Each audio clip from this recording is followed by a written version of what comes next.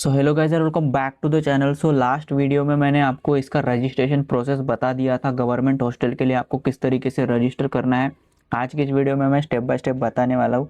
तो सबसे पहले हम लोग कैटेगरी वाले सेक्शन में अपनी कैटेगरी चूज़ कर लेंगे। जो भी आपकी कैटेगरी होगी, SC ST VGDT OBC NT सब कुछ यहाँ पे अवेलेबल है, आप चेक कर सकते हो। उसके बाद सब कास्ट में हम लोग हमारी सब कास्ट चूज़ कर लेंगे। यहाँ पे इनकम वाले सेक्शन में हम लोग अपनी जो भी एनुअल इनकम रहेगी फैमिली की वो सेलेक्ट करेंगे। यहाँ पे ध्यान दीजिएगा, यहाँ पे आपको डिस्ट्रिक्ट में उस डिस्ट्रिक्ट का नाम डालना है जहाँ पे आपको हॉस्टल चाहिए। ठीक है, आप जहाँ रहते हो वो नहीं डालना है, आपको जहाँ पे हॉस्टल चाहिए वो वाला डालना है। यहाँ पे स्कीम अपने आप से आ जाएगी। ठीक है, जैसे कि आप देख सकते हो हम लोगों ने नागपुर डाला है, नागपुर अर्बन हम लोगों ने फिर चूज़ किया। वैसे ही हमारी जो कैटेगरी है उसके हिसाब से यहाँ पे हॉस्टल जो है आ गया है, हॉस्टल VJNT के लिए। एकेडमिक ईयर 2026-27 क्लिक करना है। अप्लाई एप्लीकेंट टाइप में आपको न्यू डालना है। ठीक है, न्यू डालना है, एग्जिस्टिंग नहीं, क्योंकि आप अगर इसके पहले हॉस्टल में रहे होंगे या फिर नहीं भी रहे होंगे तो न्यू डालना है। और आप यहाँ पे पढ़ भी सकते हो कि अगर आप मतलब जो डिस्ट्रिक्ट है वो आपको जहाँ कॉलेज है जहाँ स्कूल है वहाँ का आपको डिस्ट्रिक्ट जो है वो चूज़ करना है और आपको अप्लाई नाउ पे यहाँ पे क्लिक कर देना है। अप्लाई नाउ पे क्लिक करने के बाद आप यहाँ पे देख सकते हो कुछ ऐसा इंटरफेस आपके सामने आ रहा है। यहाँ पे आपकी प्रोफाइल भी है, वसति गृह लिखा है, स्वयं एप्लीकेशन लिखा है, एप्लीकेशन आधार एप्लीकेशन लिखा हुआ है। और यहाँ पे जो नीचे प्लस का आइकन है अर्ज करा, यहाँ पे आपको क्लिक कर देना है। तो आप यहाँ पे क्लिक कर दोगे ना तो यहाँ पे आपकी जो डिटेल है रजिस्ट्रेशन के टाइम पे हम लोगों ने जो यूज़ किए थे वो ऑटोमेटिकली यहाँ पे फेच कर लेगा। थोड़ी बहुत डिटेल आपको खुद से भरनी पड़ेगी, जैसा कि आपका यहाँ पे नाम आ गया है, आपका आधार नंबर यहाँ पे आ गया है, आपकी एज आ गया है और मोबाइल नंबर भी आप यहाँ पे देख सकते हो। ठीक है, उसके बाद ये जो वैवाहिक स्थिति वाला जो डब्बा है जो है यहाँ पे आपको अपना मैरिज का स्टेटस डालना है कि आप मैरिड है, अनमैरिड है, डाइवोर्स है, विडो है, क्या है। तो यहाँ पे जैसे कि हमारे कैंडिडेट है अनमैरिड, तो हम लोग यहाँ पे अनमैरिड चूज कर लेंगे। फिर यहाँ पे देख सकते हो वडील हयात आहेत, यानी कि इसका मतलब है कि आपके जो फादर है वो जिंदा है क्या। तो यहाँ पे अगर फादर अलाइव है तो यस करना है, अदरवाइज नो करना है। ठीक है, आपको ये मराठी में समझेगा नहीं, इसके लिए मैं इसको हिंदी में जो है वो ट्रांसलेट करवा लेता हूँ। ठीक है, तो अब ये आपको प्रॉब्लम नहीं आएगी। यहाँ पे देख सकते हैं इज फादर अलाइव, तो यहाँ पे सिंपली यस कर देना है। ठीक है, और आपके फादर का नाम जो है यहाँ पर आपको फिल कर लेना है। ठीक है, पूरा नाम फिल करना है, जैसे कि आपके फादर का नाम, फिर आपके दादा का नाम एंड फिर आपका लास्ट में सरनेम। ठीक है, इस तरीके से यहाँ पे आप फिल कर दीजिए और कोई भी गड़बड़ मत कीजिएगा, स्पेलिंग मिस्टेक मत कीजिएगा, क्योंकि ये फॉर्म जो है बाद में एडिट नहीं हो सकता। ठीक है, उसके बाद इज मदर अलाइव, अगर आपकी मदर है तो यस कीजिए, नहीं है तो नो कीजिए। और फिर यहाँ पे आप जो है अपनी मदर का नाम इस तरीके से फिल कर लीजिए। ठीक है, मदर के नाम के आगे आपका फादर का नाम आएगा एंड फिर आपका सरनेम आएगा। तो आपको पूरा पूरा नाम जो है यहाँ पे फिलअप कर लेना है। ओके, उसके बाद आप यहाँ पे देख सकते हो इज ऑर्फन। ठीक है, तो आप ऑर्फन में है या फिर नहीं है, तो इनके माता पिता है तो ये ऑर्फन में नहीं आती है। ठीक है, जिनके माता पिता नहीं है वो लोग ऑर्फन यानी कि अनाथ में आएंगे। तो हम लोगों ने यहाँ पे नो ऑप्शन पे चूज करके रखा हुआ है। नीचे आप देख सकते हो कास्ट सर्टिफिकेट डिटेल हमें यहाँ पे फिल करनी है। तो हमारी कास्ट क्या है वो हम लोग सेलेक्ट करेंगे, सब कास्ट हम लोग सेलेक्ट करेंगे। यहाँ पे कास्ट सर्टिफिकेट नंबर फिल कर देना है, जो आपके कास्ट पे होगा ना वो आपको यहाँ पे कास्ट सर्टिफिकेट नंबर फिल कर देना है एकदम केयरफुली। भले 2 मिनट ज्यादा लगे तो चलेगा, लेकिन प्यार से आराम आराम से भरिए। ठीक है, डिस्ट्रिक्ट जहाँ पे ये कास्ट सर्टिफिकेट बना है वो आप यहाँ पे डिस्ट्रिक्ट सेलेक्ट करेंगे। अथॉरिटी जो है यानी कि जिस अथॉरिटी के अंडर ये आपका कास्ट सर्टिफिकेट दिया गया है वो आप यहाँ पे लिखेंगे या फिर चूज करेंगे। ठीक है, अब यहाँ पे आप देख सकते हो कि 2026 और 2021 तक के ही ये दिखा रहा है इशू डेट, यानी कि कास्ट आपकी कब इशू की गई थी। तो आपको यहाँ पे मैन्युअली जो है वो टाइप करना पड़ेगा, अगर आपकी कास्ट जो है वो 2019 से या फिर 18-19 की है या फिर 2020 के पहले की है। ठीक है, तो इस तरीके से सारी डिटेल आपको ध्यान से भरनी है। उसके बाद आप यहाँ पे देख सकते हो कि डोमिसाइल आप महाराष्ट्र के डोमिसाइल है या नहीं, तो यहाँ पे यस कर देना है और आपको यहाँ पे अपना डोमिसाइल नंबर जो है वो फिलअप कर देना है एंड इशूइंग अथॉरिटी को यहाँ पे चूज करना है। ठीक है, चूज करने के बाद आप यहाँ पे देख सकते हो कि फैमिली इनकम जो है वो 2.5 लाख से कम है क्या, तो यस कर देना है। और यहाँ पे हमारी जो फैमिली इनकम थी 45,000 थी, तो हम लोग यहाँ पे वो फिल कर देंगे 45,000। एंड आप अच्छे से इस पूरे डिटेल को एक बार वापस से रिव्यू करो, कुछ भी गलत हुआ होगा तो सुधार लो, बाद में ये एडिट नहीं हो सकता है, ठीक है। इसलिए आप इसको अच्छे से एक बार ध्यान से देख लीजिए और फिर सेव एंड नेक्स्ट पे क्लिक कर दीजिए। एप्लीकेंट इन्फॉर्मेशन सेव्ड सक्सेसफुली का पॉपअप आ जाएगा। अभी यहाँ पे आपको आपका परमानेंट एड्रेस फिल करना है, ठीक है। जो भी आप यहाँ पे रहते हो, मतलब जैसे कि आपका जो घर है, हाउस है, वो आपको यहाँ पे फिल कर देना है, ठीक है।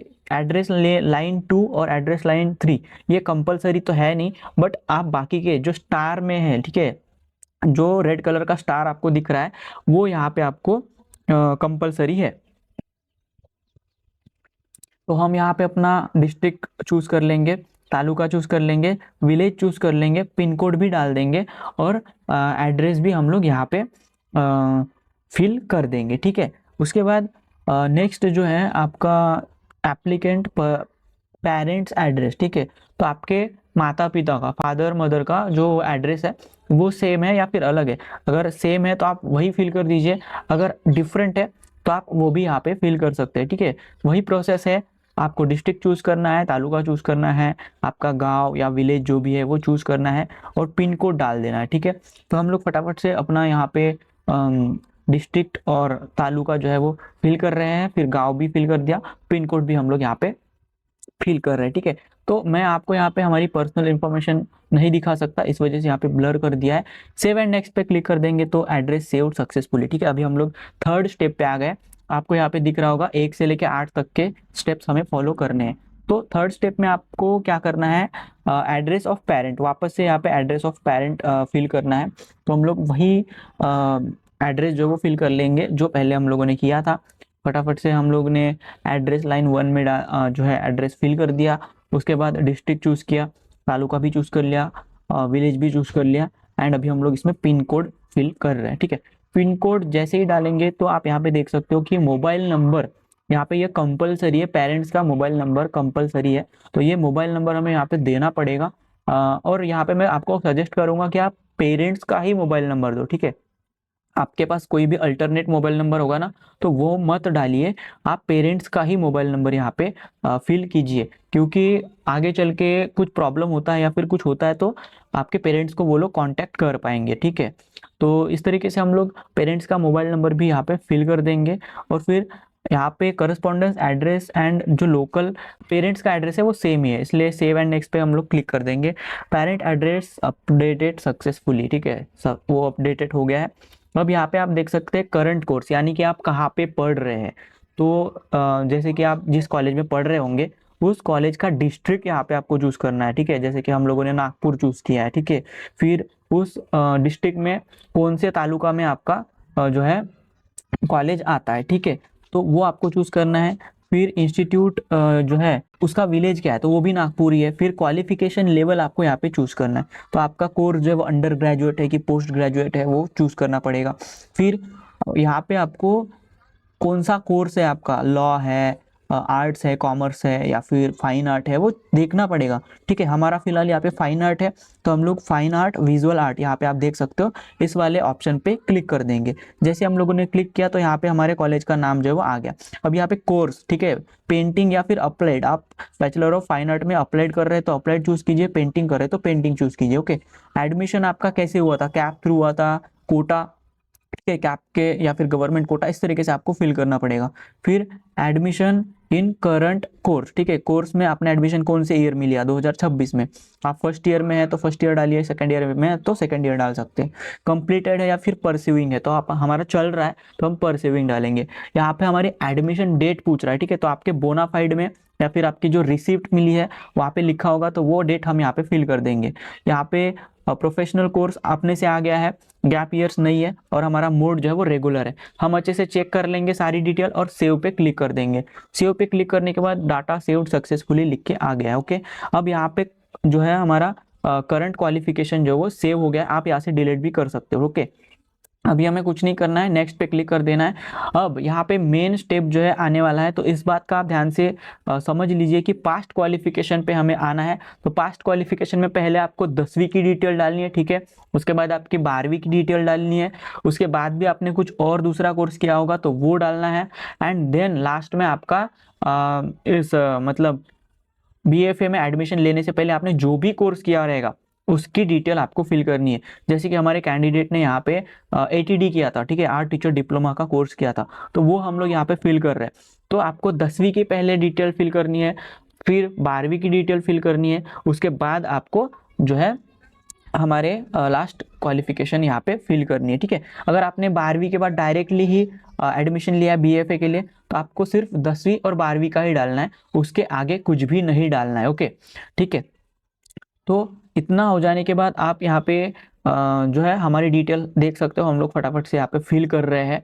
और कुछ नहीं करना है, आपने बस यहाँ पे चुपचाप से अपनी डिटेल बहुत ही प्यार से ध्यान से देख के जो है वो फिल करनी है, क्योंकि एक बार आपका यहाँ पे जो गड़बड़ हो गया ना तो फिर आगे चल के ये एडिट नहीं होता है, राइट।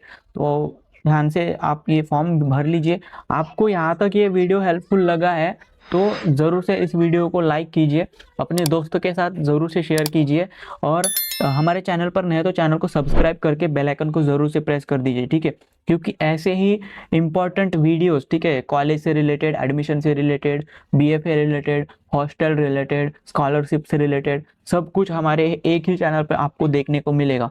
तो इस वीडियो को जरूर से लाइक कीजिए, अपने दोस्तों के साथ शेयर कर दीजिए, चैनल पर नहीं सब्सक्राइब करके बेल आइकन को प्रेस कर दीजिए। आपका कोई भी डाउट रहेगा ना तो आप मुझे कमेंट बॉक्स में जरूर से पूछ सकते हैं, मैं हर एक कमेंट पढ़ता हूँ एंड उसके मैं आंसर जो है वो करता हूँ। तो यहाँ पे आप देख सकते हो कि हमने जो है अपना इंस्टीट्यूट स्टेट जो है वो चूज कर लिया, जहाँ पे हम लोगों ने लास्ट एजुकेशन लिया था।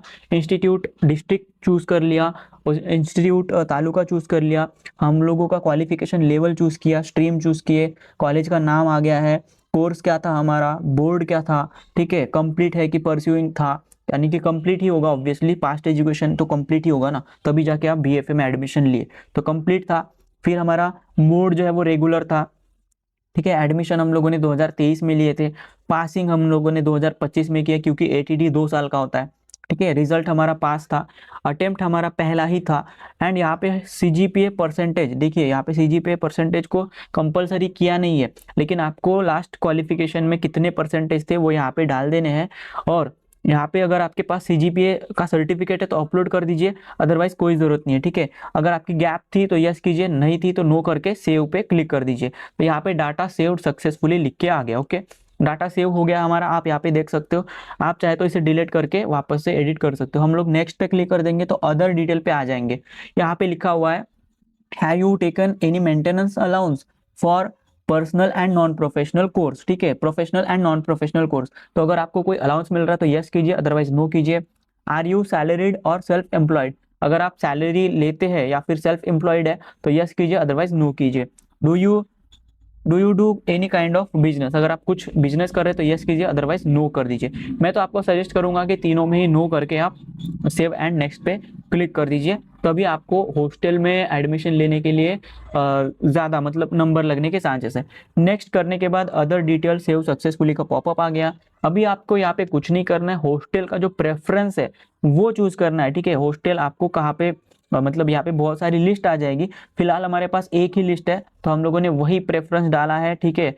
यहाँ पे बहुत सारे प्रेफरेंसेस आएंगे, फिर ऊपर नीचे करने के ऑप्शंस भी आएंगे, लेकिन इस स्टूडेंट के लिए सिर्फ एक ही ऑप्शन आया, दैट्स वाई हम लोगों ने एक ही कॉलेज सॉरी हॉस्टल जो है वो यहाँ पे चूज किया। फिर अभी हम लोग कुछ नहीं कर सकते क्योंकि हमारे पास ऑप्शन नहीं है, तो सेव एंड नेक्स्ट पे हम लोग क्लिक कर देंगे, ओके। सेव एंड नेक्स्ट पे हम लोग जैसे ही क्लिक कर देंगे तो यहाँ पे डॉक्यूमेंट्स अपलोड करने के लिए ऑप्शन खुल गया है। तो आप यहाँ पे देख सकते हो आपके जो भी 12th के मार्कशीट है, 10th के मार्कशीट है, कास्ट सर्टिफिकेट है, कास्ट वैलिडिटी अगर लग रही है तो वो, ठीक है। उसके बाद आपके स्कूल लिविंग सर्टिफिकेट, बोनाफाइड, ठीक है, आपके पास बोनाफाइड होना चाहिए जिस भी कॉलेज में आपने एडमिशन लिया है, उसके बिना जो है आप एडमिशन नहीं ले सकते। गैप सर्टिफिकेट अगर आपको लगा है तो गैप सर्टिफिकेट लगाइए, ठीक है। तो इस तरीके से ये जो बेसिक इनकम सर्टिफिकेट वगैरह जो ये सब डॉक्यूमेंट है ये आप फटाफट से अपलोड कर लीजिए। हम लोग यहाँ पे फटाफट से अपलोड कर लेते हैं एंड मैं आगे की प्रोसेस जो आपको यहाँ पे बताने वाला हूँ, ठीक है। तो यहाँ पे आप देख सकते हो कि आपके फाइल का साइज जो है वो 250 KB के अंदर होना चाहिए, ठीक है। उससे अगर आपका ज़्यादा फाइल होगी तो वो यहाँ पे अपलोड नहीं होगी, आपको उसको रिसाइज करना पड़ेगा, ठीक है। तो हमारे सारे डॉक्यूमेंट्स हम लोगों ने इस तरीके से अपलोड कर दिए हैं। फाइल अपलोडेड सक्सेसफुली हो गया है। हम लोग प्रीव्यू एंड सबमिट पे क्लिक करेंगे। इससे क्या होगा कि हमारा जो फॉर्म है हमारे सामने खुल के आ जाएगा। इसे अच्छी तरीके से आपको रीड करना है और कुछ भी गड़बड़ है तो फटाफट से एडिट कर लेना है, क्योंकि एक बार अगर ये सबमिट हो गया तो इसको आप एडिट नहीं कर पाओगे। मैं आपको बार बार ये वर्ड बोल रहा हूँ कि एक बार सबमिट हो गया तो बाद में एडिट नहीं कर पाओगे, तो इसलिए ध्यान से देखिएगा। छोटी सी भी मिस्टेक होगी तो आपका हॉस्टल में एडमिशन कैंसिल हो जाएगा, एडमिशन लगने के कोई गारंटी नहीं रहेगी। तो हम लोग इस फॉर्म को अच्छे तरीके से रीड कर रहे हैं फिलहाल, और आप भी इसी तरीके से रीड कीजिएगा। एक भी गलती आपके हॉस्टल के एडमिशन को हार्म कर सकती है या फिर मतलब एडमिशन नहीं मिलेगा। ओके, तो इस तरीके से ये फॉर्म जो है आपको भी भरना है बिना किसी गलती के, एकदम कामली पेशेंटली आपको फॉर्म भरना है। अगर आप गलती कर दोगे तो आपका एडमिशन हॉस्टल में नहीं होगा। ओके, आई होप मतलब देखिए ये वीडियो आपको हेल्पफुल लगी होगी। अगर लगी है तो लाइक कर देना, अपने दोस्तों के साथ भी शेयर कर दीजिए इस वीडियो को। और आपका कोई भी डाउट रहेगा तो आप मुझे नीचे कमेंट में पूछ सकते हैं। मैं हर एक कमेंट जो वो पढ़ता हूँ एंड उसका आंसर करता हूँ, ठीक है। मिलते हैं गाइज नेक्स्ट वीडियो में। Till then thank you so much for watching and all the best for your hostel का एडमिशन गाइज, ठीक है।